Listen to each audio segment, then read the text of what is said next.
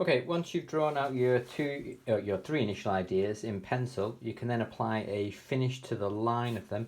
You can either use your pencil by pressing on harder, you can use a fine liner, or you can use a biro on the side. So if I use a fine liner to apply the finishing line, so we're just looking at the lines that we want to keep.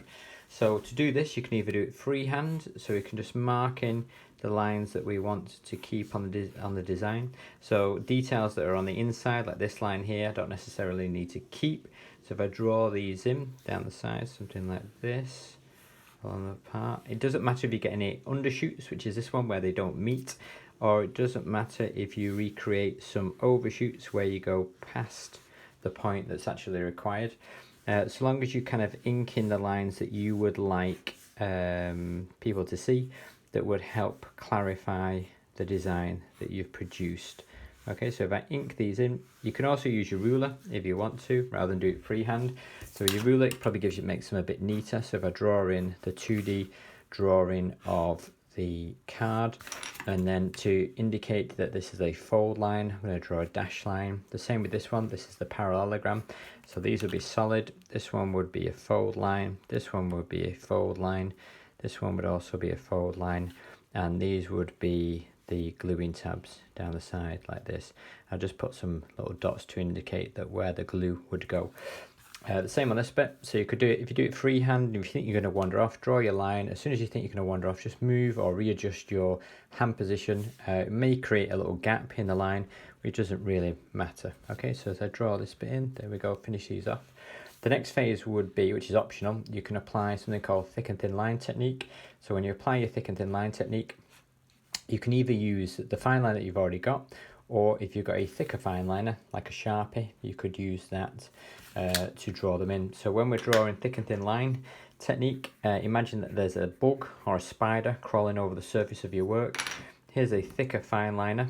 If we don't have a thicker fine liner, you just have to use your thinner one. So you just have to double up on your lines to try and make them thicker. If you do have a thicker one, it's a bit easier. So you have to imagine this spider is crawling over the surface of your drawing. If the spider can go around a line and hide, then we do it thick. So it could drop over that one, go around that one, all the way over that one. It could go behind this line, and this line, and this one, and this one, and this one. But if it went either side of any of these lines along the top, because they're glued to the surface, the spider can't get behind them, so we keep them thin.